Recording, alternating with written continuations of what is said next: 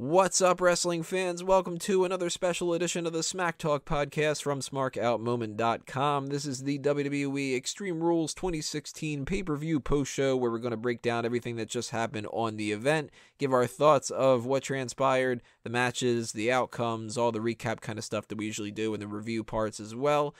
And I'm your host, Tony Mango. Joining me on this call were Kalen Ferris, Mike Payton, Stephen Wago, and Drew White. And the reason I'm not introducing them as I normally would is because, unfortunately, I have to preface this recording yet again with another bit of bad news that our recording was messed up very early on when Drew's internet connection got screwed up and the entire recording wasn't working well. So our backup is the only thing that we had, and the backup just does not meet up to the audio quality standards that we usually try to bring you. And unfortunately, it's either we give you that or you don't have the post show unless you were able to listen to it live. So apologies again for the shitty audio quality. Usually we don't have this kind of an issue, but it's happened far more lately than it really should have. And hopefully that won't be the case anymore. But, you'll still be able to hear our thoughts. It'll just be a little grainy and shit. So, sorry about that, but that's the best that we can give you guys. It's either that or nothing. And hopefully that won't sway you if you are a newcomer to the show, and you will judge us based off of the way that I sound right now. And then hopefully that's not too douchey. But without further ado, let me join you back in from what we were able to record. So this is our review recap of Extreme Rules 2016. Maybe that's what it is. I don't know. But on top of us, we also have you guys in the live chat on Mixler. I'm going to read out some names here of who is joining us live here. We've got Norlang, we've got Wazili, AP Styles, we've got Declan MC, Ben Guest 1, ATB, Silent Wind of Doom, Kenneth K, Dane Quinn, Peter Piccinini, Undertaker 1, 2, 3, and 3 others that are elsewhere. Join on the site. Let us know what you are called, and then we can read your name out. Ooh, packed house. Yeah, very good to have you guys listening in on here. Hopefully you guys enjoyed the pay-per-view. Let's start running it down. Pre-show of the night, we had a little impromptu segment where the Dudley Boys came out to talk about how New Jersey sucks, and they got a little bit of a bad boot from Big Cass, just to, sort of put them in their place a little bit. What did you guys think about this? We didn't have a match, which we probably would have gotten if Enzo would have been, healthy or whatever. But did this sort of make up for it a little bit? Well, I guess I'll just say, I'll just say one thing really fast, and that they didn't need him to go out there and put on the match. I liked what they did. Big Cass is a badass, and the Dudley Boys are old as fuck. So 100% down with this. One thing it proved to me is that Big Cass is way better on the mic than I have given him credit for before. He was great. He held his own, and actually had a laugh out loud moment when he was like, "That's all the food I can think of." and he ate the pies and the cookies and the chicken and the fish, and I can't think of any more food. I'm actually surprised it took him as long as it did to think of pizza. Yeah, pizza's like the go-to, isn't it? Especially for like a Guido like him from Brooklyn. I figure that's like a daily meal. Peter Piccinini says, Tony, the Dudleys said you suck. They called me out? Yeah, if so, they haven't seen my character. No, on our, Tony, I don't know if you personally noticed, but it was a running theme tonight where they were just digging into New Jersey. Like, they had nothing nice to say about New Jersey all night. Even the baby faces or the heels, no one liked New Jersey. Honestly, is there a single thing good to say about New Jersey? Well, there really isn't. I've always looked at New York the way the United States look at Canada. That New Jersey is New York's Canada. It's pretty that makes accurate. no sense. No, it's pretty accurate. If you start talking shit about Newark, New Jersey, and all that kind of stuff, I ain't gonna defend it. That stuff's terrible. Yeah, Tony, fuck I'll defend my area. But I ain't gonna defend anywhere else. But even that, I don't really care enough to actually defend anything. But I thought it was funny, and I liked them making fun of the ECW crowd too. I liked how it was like, you can do better than that, ECW. Now shut the fuck up. Dude, they got the crowd to turn on them so fast just by plugging the WWE network. Yeah, that was pretty funny too. Yeah, that was great. When was the last time that they've done a plug like that for the WWE network? the last show. What? Yeah, they do plug the network a lot, but not quite as explicitly as they used to. They don't hammer home that $9.99 every 5 minutes. It's like 10 minutes now. Yeah. So, I mean, this was a, impromptu kind of a thing. I didn't expect all that much. I, can't really complain about it all that much. But what I can complain about, this pre-show match that we had advertised ahead of time, no DQ between Baron Corbin and Dolph Ziggler. The fuck was the point in this being a no DQ match? They did a low blow and that was it. I mean, just because the rules say, just because there are no rules doesn't mean you have to go and get weapons. Besides that, the whole entire night's filled with hardcore spots. It's not really needed on a pre-show. This was fine. It makes sense. Baron Corbin is kind of inexperienced, so he's not really familiar with where to find such weapons. Maybe he doesn't know which part of the ring to look under. And Dolph Ziggler's a prick, like a prissy boy, so he wouldn't want to get messy with blood or any weapons or anything. That'd be a great spot. He goes around to the side that's got the screen. He's like, fuck. Did any of you guys think it was kind of weird? Go ahead. Oh, go ahead. I was going to say, did any of you think it was weird that they didn't start the match until 7:52 or something? The whole time I was thinking, shit, did I miss that match? Did they already do it? What the fuck? They didn't give them very much time. Yeah, they got their time. They got their timing down. They know what they're doing. No, I know, but I figured, okay, shit, well, it's going to be a quick one, so it worked out. It was. I just look at this as these two needed a good match to be able to make their feud seem like it was worth a damn, and it didn't seem all that great. And then when you throw a stipulation on top of it and they don't use it in any real means, then it kind of makes it even, seem less something to be enthusiastic about. It's a pre-show feud for two mid-card guys that they're just using the feud to introduce Baron Corbin. It's not even nothing more, nothing less. They had 6 other stories that were more important they were telling tonight. But that doesn't mean that this shouldn't be better. How good were you expecting it to be? Oh, I wasn't expecting it to be good. Because this feud doesn't hasn't sound been like it. You sound horribly disappointed. No, I'm disappointed because it wasn't a good feud, and this was their last chance to make it seem like the feud was anything decent, and it proved that it wasn't. So it went with the idea of we don't care, but then we're gonna throw this no DQ match on there, and it's not even going to be no DQ, and we still don't care. And it's well, then, you know what? Why don't you just run another promo if that's all you give a shit about, Baron Corbin doesn't look any better. Ziggler is in the same exact spot. And this was a way to set the pace of the night from the first match, no matter what you do. It's always going to be that first thing where the pre-show would be awesome, people start going into the main show a little bit more excited. This was pointless. So I was all right, well, you need to make up for it a little bit now after that. Well, do you expect them to look any better? Did you see what both those guys were wearing? Look fucking terrible. Who the hell approved Ziggler's pants? Who approved fucking Corbin's pants? They both look like douchebags.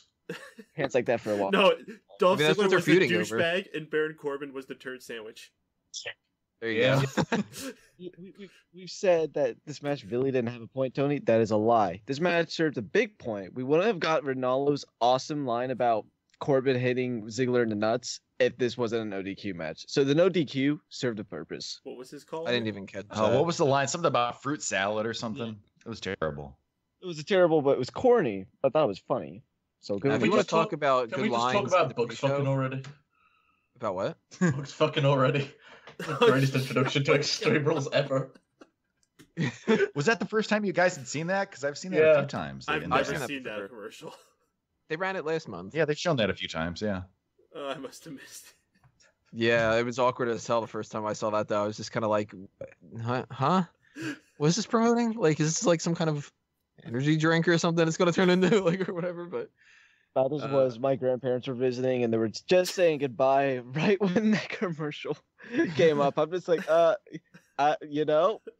it's a nature program. Exactly. So I'm watching a documentary. I know that's probably something you wouldn't want to show people who isn't watching wrestling or don't watch wrestling, but that's not an ugly by any means. I thought it was funny, but it was just incredibly weird that they would put it in now, especially with spring is almost over. Oh, that's my high point of the night. Seriously? Well, I want to mention a couple other things that happened in the pre-show that ended up being some of my favorite parts of the night. And this was before the no DQ match even happened or whatever. We had Maurice and the Miz backstage, and Miz cuts a promo. It's got the inspirational music behind it and all this. You know, his typical gimmick of like, oh, I'm going to do another take and all that. I thought that one was funny, but holy shit, even better. Rusev and Lana with Tom Phillips and the Twitter questions. Rusev's on fucking fire, and it's like, let's start off with the first. Let's start off with the first question. No, let's start with the third. I want to start off with the third. That was great. And I like how he kept hide going in and out of his accent too. He says, "I'm gonna hide Kalisto's shirt to mess with." Rusev is the fucking man. He showed so much more personality in this, and it was crazy. I loved it. I'm laughing my ass off, and he's just like, I've already won the championship. My mom congratulated me." I don't know, the way he was celebrating at the end of the match, I think that showed way more personality than this. But I don't know what was more funny, him or just Lana being whatever Lana is, because they both were spot on. Oh, and Lana looked so damn good. Well, she always looks good. That hair down, man. That hair up looks pretty good as well. Just saying. Yeah, that was one of my favorite parts of the night. Rusev, at that point, everybody, we were all watching it in the basement. We were all just like, give the guy the fucking belt. Like, just award it to him. He doesn't even have to wrestle the goddamn match anymore. It must have made Dane happy. Dane was definitely clapping. Our first match of the normal card, though, was our non-Texas Tornado tag team match. The Usos against Karl Anderson and Luke Gallows. Anderson and Gallows end up getting the victory here. The pinfall, I think Gallows had pinned Jay, but it doesn't really matter. It's just, Usos lost. Which, this match was kind of forgettable, I think. Like, I was looking forward to it quite a bit, and nothing really ended up happening all that much. I thought that it was obvious that Anderson and Gallows were going to win, so it's not like that was any kind of a surprise either. And, at this point of the night, I was thinking, oh, crap, like, we might end up being in for, like, a long night. And it wasn't bad. I'm not going to, like, shit on it and say, like, oh, they botched all over the fucking place or whatever, but it didn't really do much for me. Did it end up sparking anything good out of you guys? Yeah, I have no idea what you're talking about, dude. This was a great opening match. This was a lot of fun. I'm not going to say it's a 5-star classic by any means, but it was fast-paced. It got the crowd going, got me into it. They had a lot of fun spots, and the club got that tag win on pay-per-view that they needed. So, yeah, there was nothing wrong with this match whatsoever. Yeah, the Usos haven't looked better in, like, a year. Maybe more than a year, because they had that injury time period. Like, the Usos were on fire tonight. The club, or whatever this tag team specifically is, Anderson and Gallows, freaking awesome, man. I like everything about these guys except for one thing. That finisher. That finisher is whack. I think you say the Usos grill was the one thing you didn't like. Yeah, that was a bit odd too. But I think that move would look a lot better if it's kind of got a bit of a stall to it if they just managed to snap it off really. Like, I don't know, just make it faster. They kind of got that, but it's just like Anderson doesn't do anything. Like, he does kind of just stand there and shove him. He doesn't do a damn thing during that move. Yeah, that's kind of the thing with that tag team. It's like Anderson's just there. Gallows is the one that everyone remembers. That move is a good allegory for the tag team. So did this do what it was supposed to do for you guys? Did it make you think that there was a chance AJ Styles was going to win later? I don't think that's what it was supposed to do. I think it was just supposed to tell a story between these two teams. Yeah, I think it was just to give them their pay-per-view win that they've not had yet. So, yeah, it's just to establish them. Because I know they're new, but they have come off on the losing end a couple times, so it's good that they got this win. Yeah, it was a solid match. I enjoyed it. In the grand scheme of things, though, I don't think it's going to stand out among the other matches on the card. It doesn't stand. I definitely think there's some ones that really overtook this. Well, the match only was like 8 minutes. So would you expect it to be one of the things you remember from the show? It's not a matter of you got to expect something to be amazing, and if not, then it's okay for it not to be. I mean, if you look at it, everything like that, then no matter what, everything could be. Well, you don't expect it unless it's the main event. Just, there's always a chance for a match like this to steal the show. I think the perfect summary for this match is that it was the perfect opener. That's from my perspective. The one thing I did not like about this match was after the match ended, because considering that both teams could interfere in the main event, I don't get why Luke and Karl didn't just attack and destroy them just for the sake of, you guys are going to be in that main event, trust me. Yeah. Well, I mean, they wanted to do some things in the main event, so. I don't know, but it would have made sense for them to do that. And still, they could have been like, oh my God, they're still out here to save his cousin. These two Usos are just incredible. So they should have attacked them to do the exact same thing. All right, cool. Well, it would make the Usos look stronger because what if you stretch both of them out and they just pull Daniel Bryan and just come back down? With Roman Reigns, they don't need to look stronger. Yeah, they're not there to look the strongest out of the bunch. That's Reigns. Oh, shit, well, and and Styles. A good part. Yeah, but Luke and Karl are supposed to be built up as these monster tag teams. That's so weird referring to them as Luke and Karl. Yeah, what the fuck, dude? Good old Luke and Karl. I bet they're hanging out with Colin. I don't know why. I just want to refer to him as her first name instead of her last name. But I'm just saying that's just one thing that I wish they would have done differently. But other than that, it was a solid opener, no complaints, and the time bell thing was a pretty good spot. I was hoping that the bell would get rung and he'd like do the Festus thing. That would have been kind of funny. Even for like a split second, just to mess with somebody else, you know, like, oh, and they're like, wait, is he incapacitated? Fuck you, no, I'm not. I didn't even think about that. It would have been great if you just did that to fuck with them and then just low blowed the shit out of them. Yeah, that would have been awesome. Solid with a name says it's like referring to the panel as Mango, Mike, Steven, and White. Yeah, fuck Caleb. Yeah, you didn't throw Brian in Right. there. Yeah, it'd be like actually calling him Kalen. That's Mr. Bryan. Shut up, Brianna. Oh. Next up, we had the United States Championship match. Rusev defeats Kalisto. We get our new United States champion, and he looked pretty dominant at the end there, man. He's ignoring the referee. Referee's like, oh, come on, give that little guy a break. And he's just like, fuck you, I want this belt. Twerking him back. Kalisto's tapping out there. Rusev's all going crazy. So happy that we have a new champion here. Like sorry, go on, Drew. Saying he looked like he could have. I know the accolade he put on Monday was really good. But fuck me. If Rusev ever put me in that spot, I would just admit defeat. I would admit that I'm about to die. And I would try to be happy while he does it. That was just fucking ruthless. Yeah, can you do that with the accolade forever? Hopefully. If he did that to John Cena would probably injure himself when he does that. So I don't know. But I don't think some of the superstars could even bend that way. I think he's a special case. That was fucking brutal. I loved it. I loved it. It was great. The only thing that would have been better, like a lot of people hated on this match. I personally didn't see what was like bad with it. I thought it was just a typical match. But yeah, I would have looked better on Rusev if it was just cut short. The biggest thing that I took away from this was annoying me that the ref was stopping him from attacking Kalisto. It really doesn't make sense. It's like, if he's that bad that he can't compete, then the match should be stopped and the title should just be awarded to Rusev. I'm not gonna it makes lie, sense. I thought they were going to do another fake injury with Kalisto again. I was like, don't tell me they're doing this shit again. Yeah, Because they did do that twice recently, right? Mm-hmm. Yeah, it's like, is this going to be like the running gimmick with Kalisto? Yeah, that's the only thing that bothered me about me. It's like, why are you stopping it? We never stop this unless there's something seriously wrong, in which case the match is called off, so just stop. It was dumb. I don't like it when they do shit like that. Especially because if it would have been Rusev some looks kind of super like dominant. a submission match or something like that, that probably would have been the way to stop the match. No gimmick to this. Yeah, though. Rusev looked super dominant, and that's exactly what should have happened. So I think this match, although I agree it probably went on a little bit too long, I think it played out just the way it should have. I was happy. And Kalisto didn't look like a complete chump either. Like he got his licks in every once in a while, but Rusev is the bigger guy. Like this is what, to a lesser extent, what we wanted to happen with Ryback.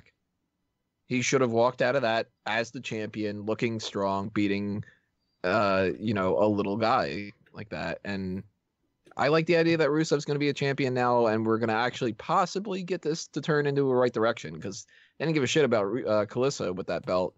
Maybe they will with Rusev. But somebody brought it up. What do you guys think about the idea that maybe John Cena challenges for this at Memorial Day? I don't know. It wouldn't make sense if Rusev would accept the challenge. They already did this once with Del Rio, where it's kind of like Cena just eggs him on, and for some reason he finally convinced Del Rio to put the title up. I don't know if Rusev would fall for the same thing. I would hope not, just because I want to see Rusev with this belt. I know people want to see John Cena win it, So just we got this U.S. Open Challenge back, but I kind of want to see what they could do with Rusev again. Yeah, I love John Cena when he was doing the U.S. Open challenges, and I would like to see him back on him eventually. But for right now, I think it should stay on Rusev for a while. I don't like when they bounce the belts back and forth super fast. Nah, just bring in Big Cass in, let him topple Rusev already. Oh God, I hope they don't do. Well, I'm fine with that as long as they like wait off a month for that. I don't want to see it happen tomorrow night or on Memorial Day. Nah, I want him to wait a little bit. He's got to list off a bunch of Bulgarian food items first. They might just be putting it on him so they can give it to Cena on Memorial Day. It's totally what I just asked. Yeah, it's possible. Guys, it would be crazy if they put the belt on Cena. Did someone already say that? Like 5 times. Yeah, that's what we've been just talking about for the past minute and a half. I was reading the comments and I like totally blocked you guys out. Not only did he just say that, he also just said that he just said that. Yeah.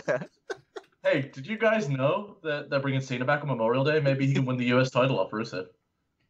So to reiterate to Waco, we're talking about the Extreme Rules pay-per-view in case you weren't paying attention to what the point of the pay-per-view show was. Jesus Christ.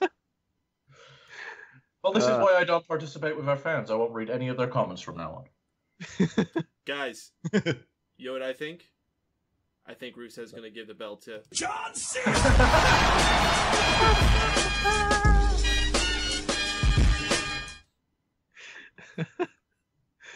Well, that remains to be seen for now, but we have a new champion, and we have the same tag team champions as we did before, thankfully, because the Vaudevillains came up short against the New Day. Very happy to see not only the New Day retain, but Xavier Woods get a pin. He very rarely wrestles, and when he does, he tends to be the one that loses. So it was cool to see him not only not lose, but get the win for his team. You know, prove a little bit more of his credibility. Yeah, it was a solid match. My biggest issue is that Xavier got the pin. My biggest issue is Xavier's. Is what? You mic fucked up again. Fading out there, Drew. What do we got? Bring it back. It's too close to the mic, guy. And he says, let's go with Xavier Woods, shit shoes. What? Thanks for clarifying. Well, they're like the elf shoes. They have the little like pointed curly thing at the end. Stupid looking. And I'm not too bad with Xavier kicking out and end up winning the match. He just hit his Super Cena mode that we've been waiting him to hit for so long. What? Huh? Super wasn't supposed to kick out, but he did. What? So I've got a question for you guys. What do you think of John Cena winning the belt at Memorial? At least I could understand that. No. Now that we've had the Vaudevillains come up short, would you guys want to see a rematch happen at Money in the Bank, or should we move on to a new team? Who would they move on to? I want to see him move on, but who? Shining Star. See, that's what I'm worried about. Not Shining Stars, not fucking Golden Truth. I don't know. Who deserves a shot? That's a big question. I don't know. Oh, I can only hope. I mean, they could just do the club. Actually, that'd make a lot of sense, wouldn't it? I still think that's happening at SummerSlam. Fine with that. It could be both. Yeah, but Tony will hate it because they did the match multiple times. No, can't do matches multiple times. Not unless you up the stakes a little bit. Well, then we'll put stakes on a pole. There you go. Be a terrible match for a vampire. Yeah, but can we have Kane do his entrance first? Ooh. Sure. Oh. What? Yeah, I don't know. We're gonna put stakes on a. If you're gonna do stakes on a pole, you need them cooked. Oh, okay, that's right. Flaming snakes. At least I'm not the only one that was just kind of like, what? Snakes? Flaming snakes on a pole. We're gonna do stakes on a plane match. Okay, yes. Do you remember how people were saying the Asylum match was kind of weird because it had too much shit? Yeah, you're doing that thing with the snakes here. Yeah. What was our next match? This was actually my favorite match of the night, I think, which was the Intercontinental Championship Fatal 4-Way. The Miz retained his title against Kevin Owens, Cesaro, and Sami Zayn. Loved this match. I thought it was great. Pretty much start to finish. Tons of great false finishes and stuff. It sort of seems like anybody could have won at some point.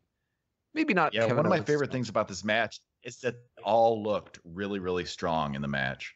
I don't think any one of them looked like a chump at all. The way they booked it was great. Cesaro really looked strong. Well, I mean, he's pretty strong. Yeah, I mean, he's tough. He's tough. But there was a couple points where I was just like, oh, damn, they're giving it to Cesaro. Like, I'm just expecting the Miz to retain, and they're going to fucking give it to Cesaro. And, they pull the wool over your eyes. And it came to a couple different points where I was like, all right, well, this is where the Miz is going to win. And then he didn't. And I'm like, oh, damn. Like, maybe they are going to do something weird here. But all four of these guys did a bang-up job. I thought that it almost seemed like they told them, like, hey, you want to pump a little bit of adrenaline back into this or something? And they were like, done. Like, and just... But how great was the first 10 seconds of the match where Sami Zayn just goes over and kicks Kevin Owens? That was fantastic. I gotta say, my favorite part was probably that sunset flip power bomb. It looks so cool in that was slow motion. That was great. That was one of those few times where they could do it in slow motion and it wouldn't look like, well, this is where they screwed up, or this is where the guy obviously moved for the other guy or whatever. That just looked sweet. That was great. Yeah, then you watch Cena do that like clunky ass version of it, and you're like, "The fuck." Yeah, where it's just kind of like, can you like lay me down real quick and then flip yourself over? Big fan of this though. Glad that the Miz retained, and I'm still thinking that they could go any way with this. They could do Miz Cesaro, they could do Miz Sami Zayn, they could just do another one of these. Like, I'm totally cool with it. I think they're going to be doing Cesaro, Miz, and Owens versus Zayn still. But I love the opening for this match. Zayn just runs right across there from one corner and just hits him with a haluva kick. Peyton, what did you think about the IC match? After the match was over, I think it was Michael Cole was calling it a match of the year contender.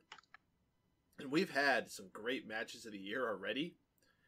And I don't know if I could throw this in there, but I think it's a consideration, and that wasn't the only one tonight that's in consideration for it. I agree. Wise words to throw that in there. I wouldn't be too opposed to this being something that was thought of as a match of the year candidate. I really like. Well, this when we match. were doing our predictions, podcast for this one, you guys were talking. What do you think is going to be the best match of the night? And basically, everyone was picking the main event, which we'll get to that eventually. It was a fantastic match. But I said, I don't know, I thought this one was going to be a good contender for that, and it ended up not disappointing at all. It took my expectations, and it blew them out of the water. I was very, very happy with this match from start to finish. I would say that this is my favorite match of this night. There's one other one that was fun in a lot of different ways, but I think overall, if I'm going to watch one of them back again, it's going to be this one. It was a lot of fun, but I'd still say it's only my second favorite of the night, and that's a good thing. When you can say that match is your second favorite, it was a good show. Our next match AP Styles in the chat brings up the all the false finishes in the match. Man, it's like there was a couple of times I like it as a fan when you suspend disbelief and it's like, oh, they got me. It's like, oh shit, Cesaro's actually gonna get it. Oh no.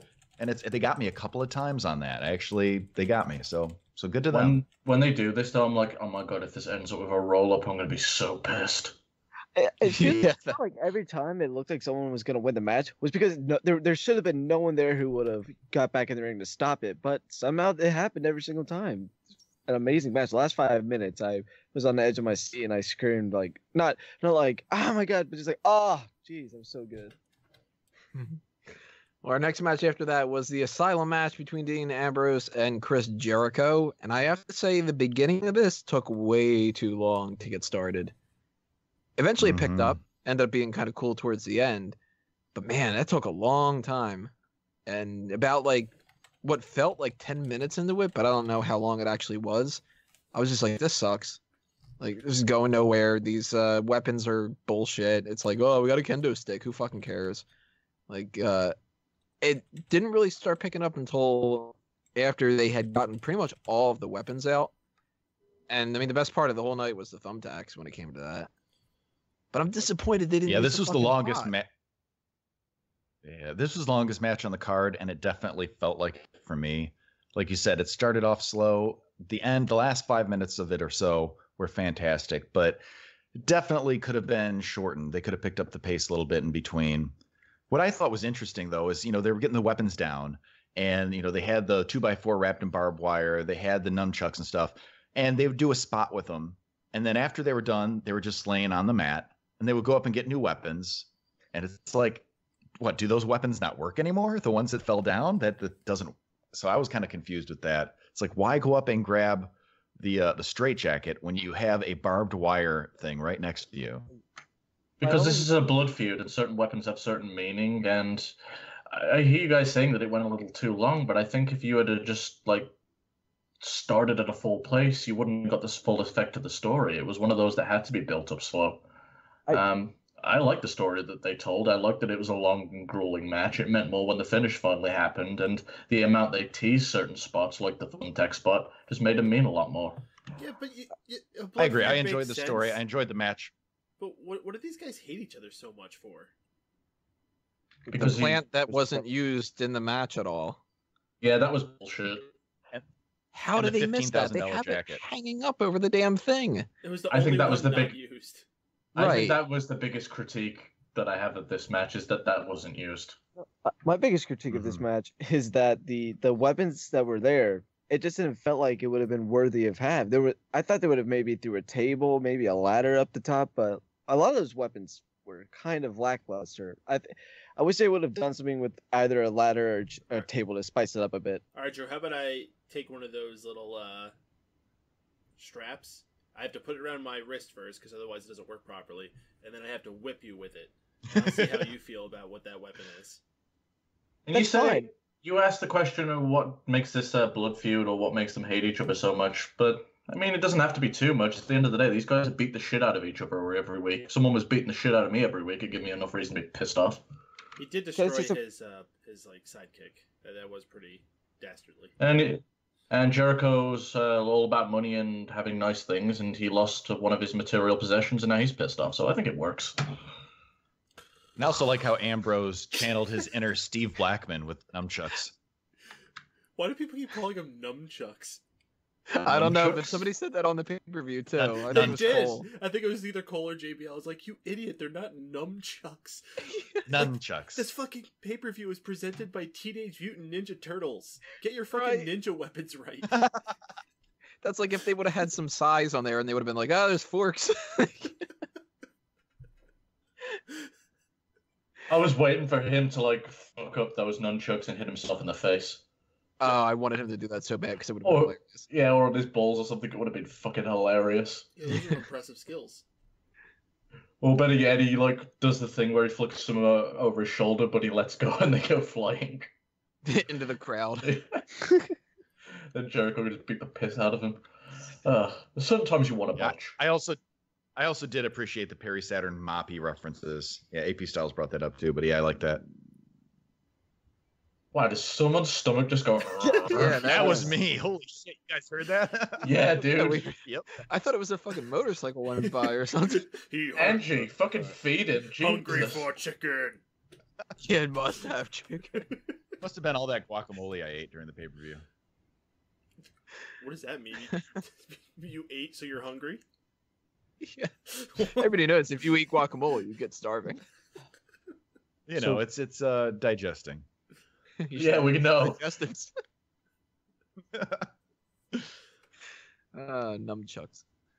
But, you know what was one touch Jericho? I did like? It was Jericho coming out in jeans. That's an old school thing in wrestling. Was when you came out for a street fight, you dressed in your street clothes. I would have liked to see that tonight. It was kind of awkward though that he came out with the scarf too, but it works. Was there even what would it be? A street fight match tonight? No. Yeah. Oh well. I will say the last time I remember anyone doing that was actually him and CM Punk back at Extreme Rules in 2012. So I dug it. He looks better in pants than he does in fucking trunks. I gotta say that it just made me want him to wear long tights again. Those short trunks are terrible. He looked a little bit more menacing in it. Mm-hmm. Although I got to assume the main reason why he did that is because he didn't want his legs to be covered in fucking tags. Oh, Brandon. Oh man, he started bleeding real fast with those too. Sometimes people go through the tags and they'll just kind of perfectly fine. He did not He was look like, happy. Yeah, he was. I bet you they did have like a plant thing planned, and he just got hit with the tax. He's like, "No, yo, end this shit, B. I'm done." Yeah. I liked when he was kicking the referee after the match. It's just like, fuck you, I'm pissed about stuff. His reaction when Ambrose brought out the tax was fucking amazing. Yeah, just fear on his face. Come on. Oh, god damn it. No. I don't want to do this goddamn spot. That's what you call an audible. Dean, you're supposed to go to the tax. I like how Dean got like one tack in his elbow, and he's like looking at it and screaming like, "Ow! Ow!" Yeah. And like Jericho's over there. It'd be great if he goes backstage and he goes up to Jericho and he goes, "Ah man, my elbow's really hurting." Now he beats Jericho to the medical staff, and he's like, I got an ouchie. Jericho's like, fuck, there's like $1 million in my back, and he's like, you fucking wait, I got here first. It's medical attention. Medical attention is for people that go over.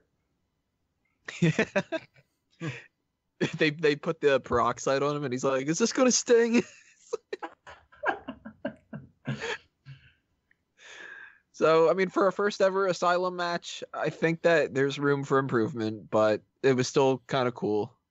And I'd be up for seeing another one in the future, so long as they up the ante a little bit and they make it a little bit more brutal, I guess you could say. They might not have to do like the thumbtack spot again or whatever, but speed it up a little bit at the very least, because this did feel long. And I was still a little bit tired by the end of that. And I also didn't give a shit about what our next match was, so I really just did not care at all about this Women's Championship submission match. I honestly don't even know if I paid that much attention to it. Like, meant nothing to me. Nothing stood out to me. Bullshitting with some friends. It's more important. Like, what do you guys think about this, though? What did I miss out of the things that I did miss? Like, did I actually miss a decent match? Because I pretty much have nothing positive to say. Nothing negative specifically either, but you know, it was actually a pretty damn good match. There was a lot of what's the word I'm looking for? Psychology around the use of submission moves. A lot of selling on both their parts, making each of those submission moves hurt. Like it really played to the gimmick of the match, which was great. You know, credits go to Sarah Del Rey, who her aim with how she's been training the women has been to really incorporate a lot more submissions, and you see that with so many of them. Sasha Banks, Charlotte, Emma, they all have these really sick-looking submission moves, because women will never be able to match the power that men are able to do, and probably not even the speed necessarily, but they could match them in a lot of other ways, and submissions is one of them that they're destroying men. I mean, when you see like Emma doing the Emma lock or Sasha Banks doing the bank statement, and compare it to John Cena doing the frickin' STF, which looks like John Cena's in more pain than the other guy. Yeah, it's true. Oh my gosh. Yes, submission wrestling's a lost art, and one of the things that women benefit from that is how flexible they are too. They can like get talk on something without actually hurting each other. Yo, we were talking about that Kalisto accolade. Do you remember when Natalya put that sharpshooter on Melina and just completely folded her in half? Yeah, that was nuts, man. That was one of the best things that Melina ever did. Was, get bent. Sure, it wasn't the only time. Hey-o. Hey-o. Yeah, Batista probably did that. In front of Morrison. Yeah. That's a good bend job, honey. Yeah, this match was good. Unfortunately, like last month, it suffered from a shitty ending when Dana Brooke came out dressed in a Ric Flair robe, and the referee was like ready to call the match, but then turned around and then just being a stupid distraction. Dana Brooke got some new attire, and it looks fucking horrible. Yeah, what the fuck was she wearing? And she looked so lost in the ring there, like she's trying to do like the Ric Flair strut. She kept getting in everybody's way. Yeah, like they almost didn't want her in there. Like she's trying to, go like, "Hey, look at this! It's the winner," and they're just kind of, "The fuck are you?" Like, yeah, you could tell. It seemed kind of awkward how she was in there. Like, "Hey guys, I'm one of you. Come on, we're gonna celebrate." And then they're like, "Yeah, we won. Who are you?" Yeah. What's a positive to take away from this is though Natalya versus Dana Brooke, because it's going to be good for Dana. Oh yeah, that's not going to hurt. Yeah, she's going to have a more experienced woman to work with. Natalya can show her the ropes, and it's someone that Natalya can win against, and it won't be an issue. So they can have like a couple month feud that'll be decent. ATB is asking in the chat, why Dana Brooke of all people? Because Emma is injured. Yeah, totally. Let's put Emma. We can't put Emma with Dana Brooke to help her out. Let's put her with Charlotte, and that'll be the ersatz Emma. And there really isn't that many other women to go with right now. I mean, the hottest of like as far as momentum goes and overness goes, Sasha Banks, she's injured, so can't do that. Who else is there? Paige. No one gives a fuck about it anymore. And I'll tell you what, it gets more heat for Charlotte. And she should be getting as much heat as she can right now. She's supposed to be one of the top heels in the company, so that's what she needs to do. And I think she's going to be holding that belt for a long time. Mm-hmm. If the reports are true that Sasha Banks is out with a concussion, and that's why that she hasn't been wrestling recently, Charlotte's going to be keeping that belt for a long time, more than we thought. And we were thinking that SummerSlam was kind of like, well, at the very least, she'll drop it then. And look like it now. I was always saying that she's probably going to be holding that belt until WrestleMania next year. That kind of sucks. I don't really want to see that long of a Charlotte reign. No. Her character's terrible. She can hang in the ring. It's just a shame that... And that's the thing. You can't even say put a manager with her, because that didn't work either. A different manager maybe would have worked, but doing the Flair thing, I'm sick of it. Whatever the case may be, it looks like it's sticking around for a while. Hopefully Natalya doesn't have a third match against Charlotte, because at this point, I really don't want to see her just lose again. I'm not going to go into a third match thinking that there's any slight chance of her being able to win. And anybody who has a brain probably shouldn't either. But I don't think that's fair to say, because both matches Natalya got screwed. Nah, still, I don't think that it ends up giving that much of a hope vibe for Natalya. Sure, like if she put up all that effort and she still... matches. I think there'd be more of a case if we hadn't been conditioned to see Natalya as the girl that puts up a crossover. And the fact that she cut a promo the other day saying, "You beat me to win your first title." That it's like, yeah, and she's probably just going to beat you again. Why do you why are you putting her over? And she even said on the top of that thing, she's like, you beat me to win your first title NXT, and you didn't need your dad then. It's like, that makes it even worse for you, you idiot. What are you talking about? You should always talk up your opponent. So when they beat you and you still don't win, that you can just be like, No, I understand exactly what Mike's talking about. At the end of the day, if you lose to somebody who's dog shit, then you lost to dog shit. At least if you talk them up before you beat them, you lost to somebody who is awesome. And vice versa, if you beat them, then you beat someone really good. There's a backhanded way of talking positive about someone. Like, the person who really started breaking that cardinal rule was Triple H. He just started ripping into people left and right, calling him dog crap and not giving him any hope whatsoever. What was it that he called Booker T? That really pissed people off. Probably a couple different names, but I'm pretty sure it wasn't quite racist, but it was pretty bad. It was borderline. Yeah. It was suggestive. I don't know. What was it, Drew? Yeah. Hey, what'd you think of Kalisto?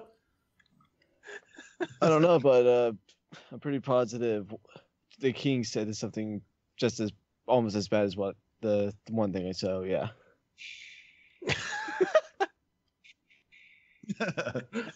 Yes. Well, our main event for the evening was Roman Reigns against AJ Styles in Extreme Rules match for the WWE World Heavyweight Championship. Roman Reigns retains in the end after a hard-fought battle. Seth Rollins ends up coming out, making his return. So we ended up getting something that would upset the audience, and then right afterward, something that made them go, "Oh, but who fucking cares? It's Rollins is back." Really cool. I liked the match. I thought there were a couple good spots in this. The power bombs were pretty cool, and the back body drop. He got a lot of height on that one.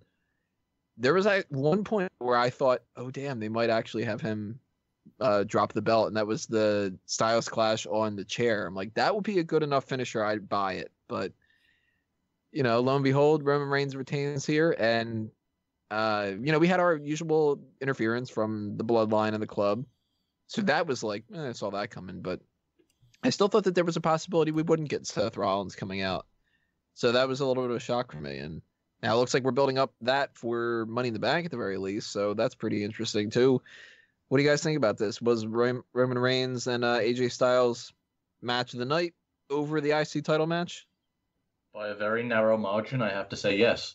I think it told a better story. I don't mind the involvement from the other teams. I know a lot of people have got a little pissy about that, but I think it's there and it's ingrained in the story. To not do it would be stupid. Also, when you've got two baby faces going at it, unless you're going to have a final encounter, which I don't think this is the case tonight. I think somewhere down the line they're going to go at it again. You want this to at least make like there be a seeds of doubt where both guys could have won. So AJ Styles came out looking even in this match. There were some really good spots.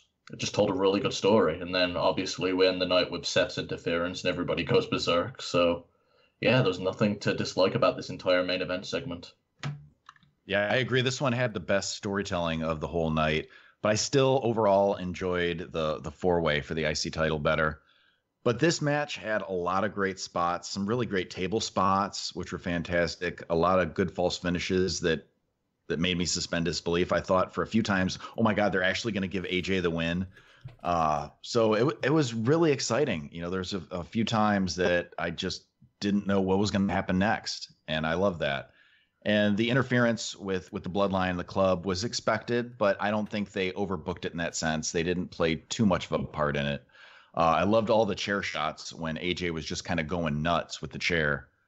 And I'm looking forward to seeing where they're going to go with this. I just don't know. And then with Seth Rollins, I mean, are they going to do a triple threat next time, or what are they going to do? I don't know. One more comment on this.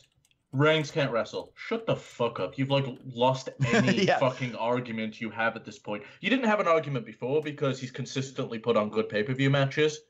Now he's had 2 match of the year contenders. Fuck off. Yeah, that's as soon as the crowd started chanting that, I'm like, both of these guys can fucking wrestle. Shut the fuck up. Wouldn't you be the biggest proponent of AJ Styles just carrying him? Actually, no. I think Roman Reigns is hanging definitely in there with him, and I think he's lacking a lot of credit. So why is it that you guys think that these two have such good chemistry together? Because there was a possibility that they wouldn't, but 2 matches in, these guys are killing it. To me, this is feud of the year so far. There's really nothing that you could really say would make good chemistry. Just sometimes it clicks, sometimes it doesn't. I don't think there's any science to it. I think what's helping it is that AJ is a fresh opponent for him because they've literally had nothing to do with each other. Not even a fucking random tag match. It was a new guy that just happened to be hot because he's actually got a following. And because that's the one thing we were all pissed off about Roman Reigns, because no one expected AJ Styles. Everyone was going, oh man, which opponent is he going to be facing? Is it going to be Ryback? Because that was the big one going for a while. But I think having a new hot opponent for him has worked out wonders. Well, he's not that hot. He got voted out of the tournament. Yeah, that tournament's wrong. So, in the grand scheme of things, how would you guys rank this pay-per-view? What's your highlight of the night? What's your low point of the night? Hayden, I'll start off with you. Rank it what, out of 10? Just great pay-per-view, good pay-per-view, whatever. No, out of 10. Out of 72. Would it be fair to call it a phenomenal pay-per-view? Because it certainly was. Almost every match was on a kick-ass level, and even the ones that weren't on a kick-ass level were on a good level. I even enjoyed the Kalisto match. So I cannot be disappointed with anything here. Easily a contender for pay-per-view of the year with not one, but at least 2 match of the year contenders. Nothing to be upset about here. Gosh, my high point of the night, I think, is going to be that final sequence ending the match of Roman Reigns and AJ Styles, just him going for that forearm and Roman Reigns catching him in the air with the spear. I mean, this is the new Randy Orton RKO out of nowhere type thing. Roman Reigns, we're going to find all these new ways that we can pull the spear out into a spot. I can't wait to see what else they got in store for that. If I had to go with the low point for the night, it's going to be the whole Dana Brooke involvement in the Divas match. And I don't want to say the low point was the Divas match in general, just that part specifically. So a lot of the endings. Drew, what do you think? Overall, it was a great pay-per-view. Loved it. And kind of like what Peyton said, it has the potential to be a pay-per-view of the year when we go over do everything in December. So my low point of the night will definitely, like Peyton said, be the ending of the women's match, just because it was so blah. And it just dirty taste in my mouth after it was done. But my highlight of the night will be the returns of Seth Rollins, even though I'm a little cautious about it, because he tore 3 things in his knee. And speedy recoveries like this don't always happen. And I was hoping that they wouldn't bring him back so soon, just so that he could have the time to recover, fully heal. Because he probably thinks he's fully healed now. But once you tear your ACL once, it's a lot easier to do it a second time. So that's going to be my high point, but I'm a little skeptic that they brought him back so soon. Kaylin, what about you? Overall, I'd say the pay-per-view was fantastic. I really enjoyed it.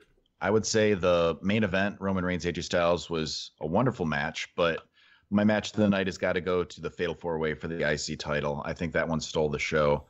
As far as my low point, yes, the ending of the women's match was kind of bullshit, but I'm going to give it to the pre-show match with Corbin and Ziggler, just because I expect more from a no DQ match. They had the low blow, but other than that, it wasn't very extreme, so it didn't really set the tone for the rest of the night.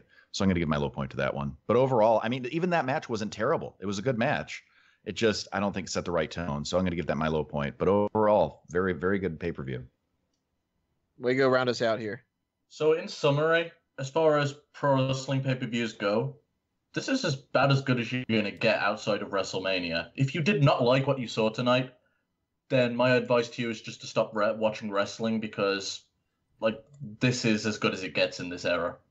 So if I had to give it out of 10, it'd be around at 8 or 9. It was a very good show. As far as the good goes, I'm just going to give it to the main event. It delivers again. It delivered on the level that I expected. And as far as bad goes, anything negative would be really forced. So the only thing I can really highlight was the crowd reaction to that Dean Ambrose elbow drop. The fuck? I've never seen a move off the top of a cage get 0 reaction like that before. Fuck you. In the chat, we got a lot of different opinions here, but one of the biggest things that people are agreeing on, low point being Dana Brooke. That's just not working, it seems. Corbin Ziggler getting some low points too. Positives, of course. We got the different things that happen in the main event. We got some stuff with Asylum match, IC title match. Rusev too. I mean, Rusev was another highlight that I think shouldn't be glossed over, and hopefully they don't kind of just push him off the side to tomorrow with Monday Night Raw, where they're just sort of bottom of the third hour. Let's just and by the way, Rusev won or whatever. No, give him at least a little bit of spotlight tomorrow night. Start off your new United States champion with something decent. You didn't do that with Kalisto at all, but I think that's it. Then that rounds us out for the Extreme Rules pay-per-view. Are we just going to gloss over the fact that Seth Rollins returned tonight? No, we just talked about that. Barely. I mean, I mentioned it, but I was only wanting to talk about it, so I don't know. Seth fucking Rollins. I mean, Seth fucking Rollins. The guy who was champion for majority of last year came back, and we're just going to kind of ignore that? I kind of wish at the end of the night he was holding that championship in his hands. He should have just been like, nah, I never lost it, so I'm going to take this with me. I was kind of hoping. For a second, he did. I thought he was holding it. He was holding it, but they should have showed him leaving with the title, even though he technically doesn't hold it. They just put his side plates on it. Yeah, just put his side plates on it. It'll be funny. For a second, I thought he was going to cash in. I got so accustomed to him running in with. I'm like, oh yes, he's going to cash in. Oh wait, that doesn't happen. His rematch clause in the bank briefcase was technically eligible, so who knows? So, if they had just randomly started a title match, I don't think anyone would have complained. No. So, I know I wouldn't have. You bet you wish you made that trade for Seth Rollins. No. Okay. I still think John Cena's going to end up giving me a lot of points in the end. Okay. Seth Rollins, I don't think he's necessarily winning that belt right now. Yeah, I don't think John Cena necessarily is winning that title either, but there is a good chance that he does win that United States Championship at Memorial Day. Tony, I don't know. Seth Rollins has gotten more points so far. He has made one more appearance than him. Looks like a bad trade on your part. Got a point. So what's going to be the bigger mistrade, do you think? Is it going to be Tony missing Seth Rollins, or when Drew missed Kevin Owens? I don't think that this missing Seth Rollins thing and having John Cena or whatever is really that big of an issue. Yeah, it's like Cena or Rollins. It's a pretty good bet either way. It's not like I was like, instead of getting John Cena, I think I'll pick up Epico. Yeah, it's not like, my team. You're only like picking John Cena. You could have dropped anybody on your team for Seth Rollins. It's not like it was your team's totally losing, and you're like, all right, I can finally get some points. Well, somebody else, Wago also had priority too, right? Somebody else had a chance to grab him. No, I didn't hear he was coming back. I didn't hear he was coming back, so that's why I didn't go for it. I will say that I kind of wish I was there. Instead of picking up Orton, I wish I picked up Seth Rollins. Seth Rollins. Seth Wallet. I think you should have. I think you should have picked up a microphone that works. I think he just got swept away. I was by totally I was totally ready to pick up Seth Rollins, but Mike had priority. God damn it! All the good people are always gone. All the good people are always gone. gone. That's true. Fuck. It's gone. So yeah, you got. All the good microphones are gone too. God. I swear to God.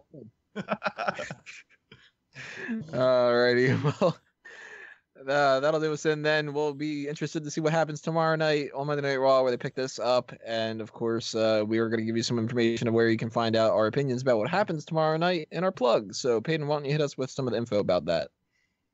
Well, tomorrow night we're going to have the first full episode of the Mega Powers Wrestling Show, the new Raw post show happening on my Twitch stream. Find information on that in the Mega Maniacs and following at MRPADEN. That's Mr. Payton on Twitter and Twitch. Drew, anything on your end you want to toss out? Go to Drew White on Twitter. Follow me there. Go to McFrickin' on YouTube. And go to the Mega Maniacs and hang out with us and other cool cats. Wago. All right, you can find me on Twitter at Stephen Wago and on Twitch at Stephen Wago. In fact, you can find me everywhere at Stephen Wago. Convenient, right? Costco, any subway train that you're in, you can find them. Everywhere. Just shout out, Stephen Wago, and he'll come and get you. He'll go, what? I'm paying.